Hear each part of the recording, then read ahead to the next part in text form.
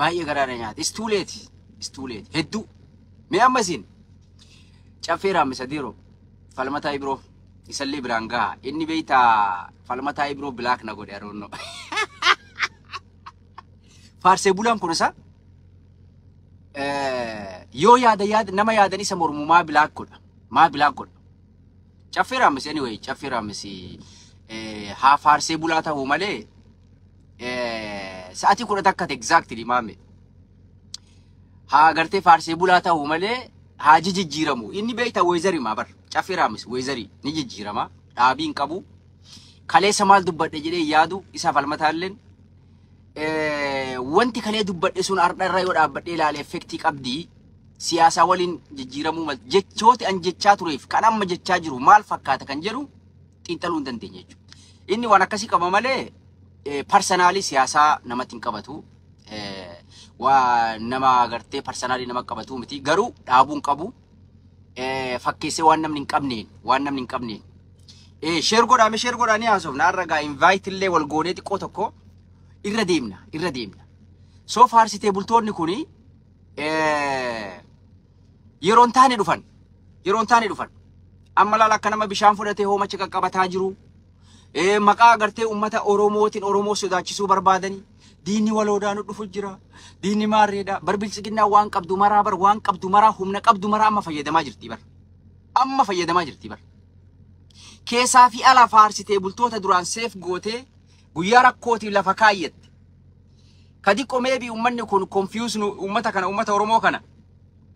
Confuse nu godha yookiin ammoo xiqqoo tokko agartee burjaajessuu danda'a jedhan yeroodhaaf lafa kaayyette yeroo akkanaa lafa kaayyette. Barsan hunda gagguurtee warra agartee waan kaleessa jedhe yaadanne gadi guurtee warra kaleessa agartee juntaa waliin TPLF waliin mootummaa kana barbadeessuu qabna jetti bar jedhaa ture. Akka Mahamad Gadaafitti bar gatarkifamee qeerroon qaqqaluu qabdi ajjeestee lafarra harkisuu qabdi warra jechaa ture bar warra falmataa ibiroo fa'a. You think biltsiginnaan ni amanti? Yeroodhaaf itti fayyadamti. Isaan illeen yeroodhaaf itti fayyadamuudhaaf mootummaan kun yoo ture faayidaa keenyatu keessa jira kan jedhu benefit isaaniitiif kan fuulduraatiif yoo mootummaan kun umrii dheerate irraa fayyadamna kan jedhu mootummaan kun yoo kufe benefit nu achi qabnu ni bada kan jedhu amma cichanii sa'a dhumarratti waan qaban hunda kan faayidaa irraa argatuuf kan faayidaa kajeelaa jiruuf kan already gartee biizinasa gurguddaa keessatti invest godhee dalagachaa jiru warra gartee mana jireenyaa isaanii protect godhuu barbaadu warra biizinasa warri kun hundinuu warra mootummaan kun akka turu barbaadu dantaa ummata Oromoo dantaa isaaniitii miti. Ummanni Oromoo nyaatee dhugee dhumee faca'ee beelawee rakkatee hidhamee ajjeeffamee dantaa isaaniitiin jechuudha. Dantaan isaanii maali? Garaa isaanii guuttachuu. Qabeenya isaanii tikfachuun ala garaa isaanii guuttachuun ala waa takka jechuudha. Meema biltsiginnaa keessaa faarsitee bultoonni amma biyya alaa kanaatti makaman. Warri ruukiin jechuu warri agartee madaqoon. Faarsee bultoonni madaqoon. Faarsitee bultoonni kireeditii hin qabne bad credit bar biltsiginnaa biratti bad credit. Biltsiginnaa biratti jenne maafuu asoo beeynu huuba waliin dhiifama bilbiloo hin nabbu'e sagaleen kiyyan dagamaami. Osoo beeynu huuba waliin nyaannaa jedhan sani. Biltsiginnaan akkas jetteeti warra kana itti fayyadamuudhaaf. Warra jimaa qamaa'uudhaaf kireeditiif tolchee biltsiginnaa biratti agartee biyya galee deddeebi'uudhaaf fedhii qaban warra ritaarimantii soorama bahuudhaaf kana booda agartee biyya alaa jiraachuun nu dhibde dalagannee akka dargaggeessaa asii fi achi ceenee humna kennaa jiraachuu hin dandeenyu biyya kana gallee jimaa kana ciqilfannee qama'aa waan agartee walii qabanne biyyattiin gallee xiqqoo tokko raayisna warra jedhu warra jiruu dhuunfaa isaanii barbaada si galaami. Warri kun kireeditii isaan biratti biltsiginnaa biratti kireeditii hin qaban. Maal jennaan akkuma Abba Jaawar barruu isaa keessa barreesse. Barna keessaa dubbatee bar. akkuma inni barruu isaa keessatti katabe. Namoota maqaa sabboonummaa namoota Oromoof dubbachaa turan aktiivist aboo maal dhiirootii yana garare dhiifama jira keenya aktiivistoota hooggantoota Oromooti warra maqaa Oromootiin qabsaawaa turan ka diqqollee haa taatu qooda qabsoo Oromoo keessaa qaban they will never trust them jechuudha. Hin amantu fuul duralleef na amana jetteellee abdii irraan kaayyattu jechuudha. Abadan irraan kaayyattu jechuudha. Warra akka caffee raammisfaa akka falmataa Ibiroo faa ka arrabsaa ture hoo. Ka agartee mootummaan kun garagalee Ameerikaan garagalchuudhaa fi ministeera isaaniitti ergattee filannoo kennuudhaa fi mootummaan garagaluu deema. Kunoo akkana TPLFiin dhufte. TPLF woboo waltaatee mootummaa qabachuu qabdi. Mootummaa garagalchuu qabna. Falli tokkollee hin jiru. Mootummaa nafxanyaati. Mootummaa nafxanyaa garagalchuu qofa falli warra jechaa ture kana. You think bilxiginnaan ni amanti? Meena barreessa bilxiginnaani abbaan irree mootiin isaanii kuni obbo Qumaaruun daayee danda'a maqaa ajaa'ibaa baaseef. Obbo Qumaaruun ni amana. Bilxiginnaan ni amanti. They will never gonna trust them. In amantu garuu obbo Qumaaruun qumaara siyaasaa beekan. Bilxiginnaani yeroodhaaf namatti fayyadamti. Yeroo isaan si barbaachisu, yeroo qaamni kamuu isaan barbaachisu ofirraan dhiibdu itti fayyadamtee akka istroo gartee bishaan keessa kaanii dhuganitti use intro goote jechuudha. Itti fayyadamtee maasalaam. Gaafa hajaa geeffatte immoo si darbiti jechuudha. Amma caffee raammisii fi falmataa Ibiroo warra agartee saahibban isaaniitiif kakatee Jaawar Mahmadiif amma falmataa Ibiroo wallahi yaa Jaawarii kiyya yoo ansi gane rabbii biyyeenna haa nyaattu wallahi jawwee kiyya ayyoo ansi gane moo jedha bar falmataa Ibiroo bar wagguma xiqqaa dura bar waggaa muraasa dura fa abbo jawwee kiyya mee amma namni jawwee waliin nyaatee jawwee nyaatu wallahi gantu bulguudha jedha bar namni Jaawar waliin nyaatee Jaawar nyaata bulguudha jedha bar sigala laal Minisootarraa akkanatti teeksii nu godha laal amma teeksii nu godhu jira astaaya sona daawwatu nama na beeku bar laal maa sodaattarree mee akka dhiiraa akka keenya kana gabbaha koottaa nuun falma mana duuba teessanii bilbila namaa qabdanii teeksii namatti hin godhina. Warra akkanaa kanaaf deebisuullee hin barbaachisu. Kuni ummata ufillee hin fayyanne bilisiginnaallee hin fayyadan sodaattu luyna magaarrajaa duuba teessee teeksii namaa gootu. Amma anyhow falmataa Ibiroo kakatee fi kitaaba quraanaa qabatee kakatee wallahi biyyeen na nyaattu jaawwee kiyya yoo si nyaadhe si duuba agartee maqaa kee nyaadhe jedhe. Arda namni nyaataa jiru eenyu?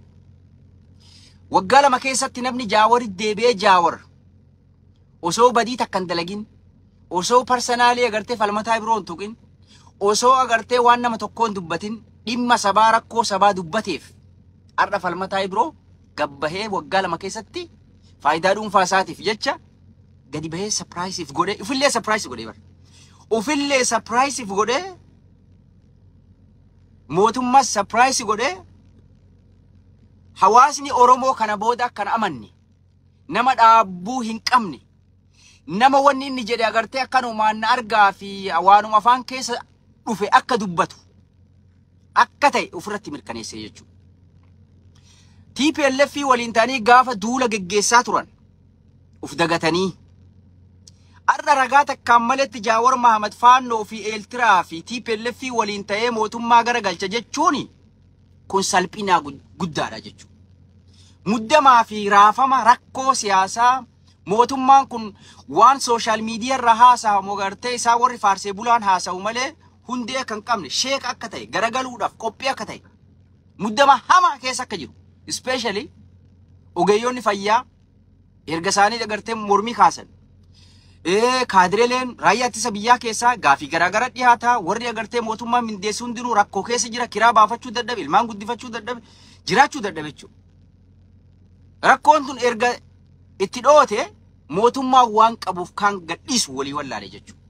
Maal godhan? Faarsee bulaa kireeditii uummata Oromoo biraan qabne.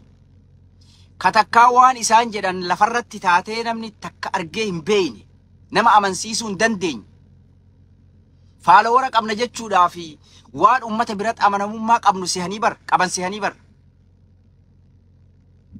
Oo akkasii achirraa quufu jira kaabuta.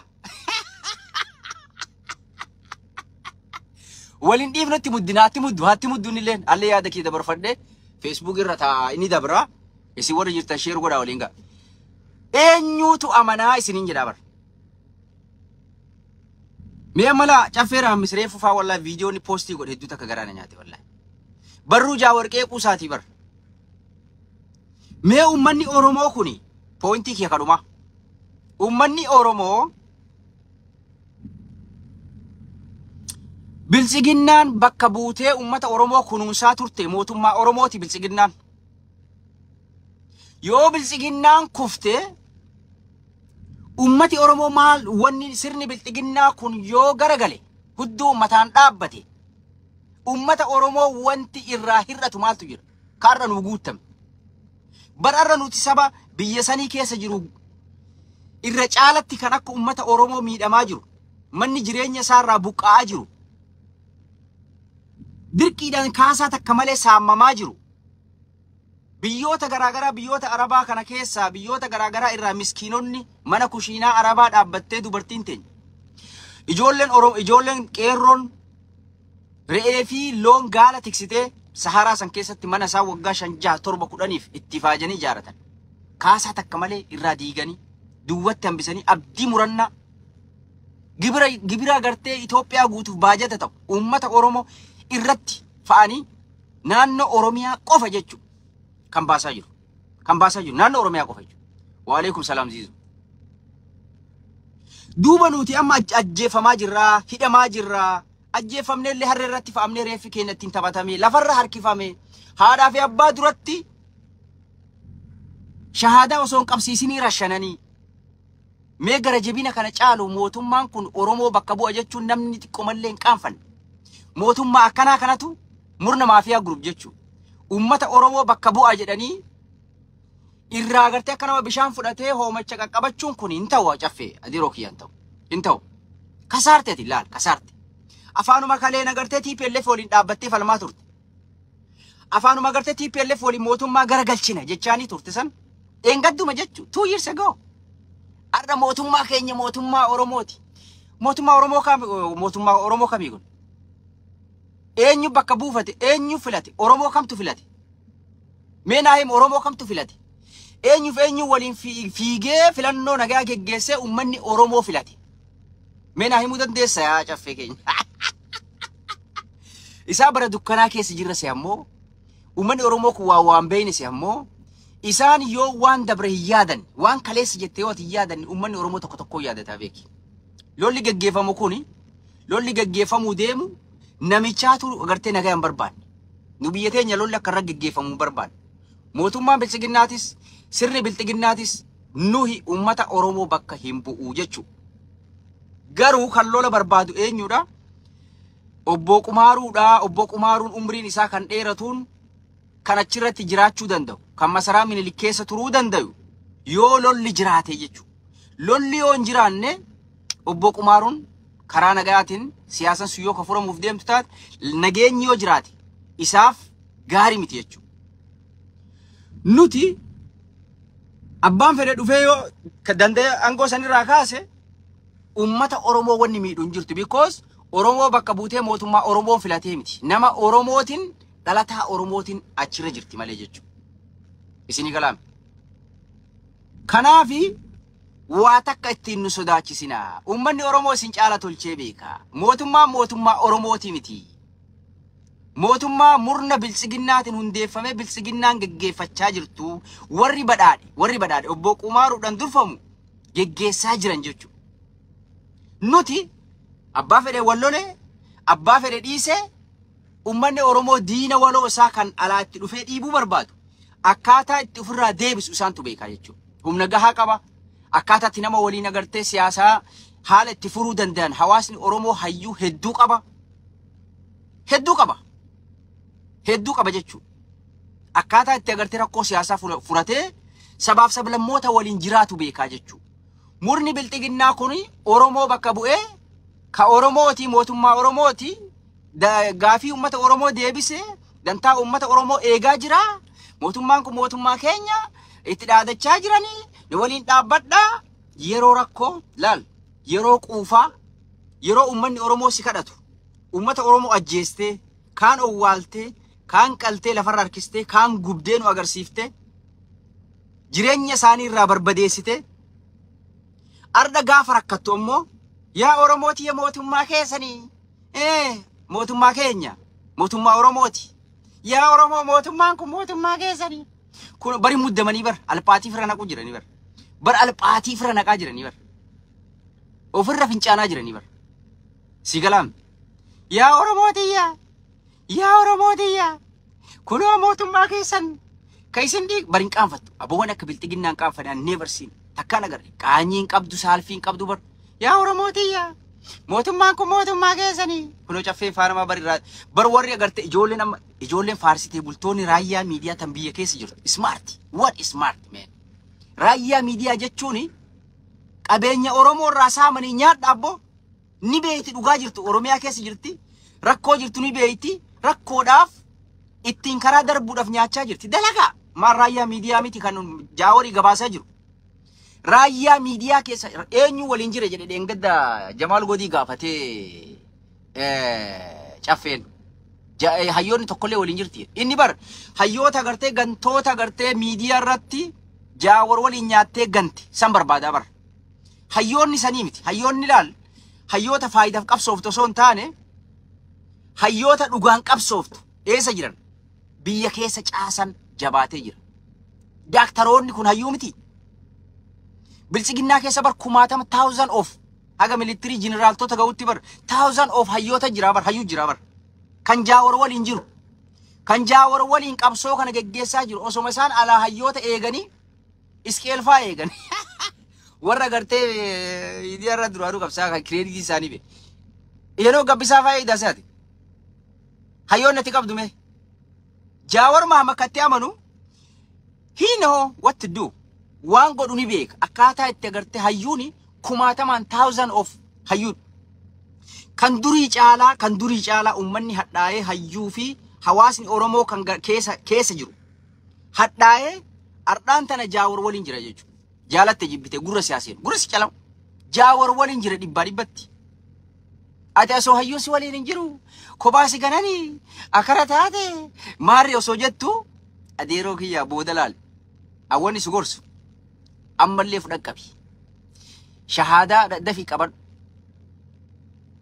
osoo shahaadaan qabatin hin dhabamin hin du'in yaa caffee keenya kaatimaaf hin balleessin mootummaan kun ni kufa mootummaan biraanii dhufa arda kaaga jechoota agartee waan dabruuf jettee jechoota akka dheengadda haasaa turtee arra nu post sii godhaa jirru akka tirra deebiteef laaltuuf uf dhageeffattuuf post sii godhaa jirru kana jechoota hama akkana afaan isin bayin siyaasaa tan ta'e ofadhu mootummaa kan keeffalme faarsi jiraadhu garuu personally mucaan maraataa hidhachuu fi si caalaa eenyuun maraattuudha mee yaa caffee keenya si caalaa eenyuun maraattuudha nama waan dabre yaadan mee jaawor moosetu maraattuudha nama kaleessa TPLF waliin mootummaa kana garagalchuu qaba jedhee falmaa ture moo jaawortu maraataadha kattin qaanfanne kan saalfanne ka waan jedhu yaadan si galaami waan jettu yaadattu waan dabre yaadattu waan jettee bira dabarte yaadattu erga namni postii godhee dhageeffattee illee xiqqollee hin qaanfattu yaa caffee keenya maal maraataa ramma simoo jaawar akka sabatti dalagaa jira jaawarii kana bar isin waliin nyaatee dhugee isin waliin ciqilfatee qamayee jennaan bar nama taraa tokko laaltanii bar jaawar jechuun hayyuu bari addunyaa bulchuu danda'u nama angoof hin bololle nama qabeenyaaf hin bololle nama hawaasa isaa rakkoo fi gadadoo hawaasa jiddugala godhatee jiraatudha hawaasni isaa yoo gammadu hawaasni isaa yoo jiraate ittiin boonu hawaasni isaa rakkoo keessa yoo jiraate wareegama kamuu fudhatee nama karaa dandeettii isaatiin muuxannoo isaatiin hawaasa kana yoo rabbi laaffiseef galmaan gahuu barbaadu malee kabor investimentii godha fi mootummaa faarsu.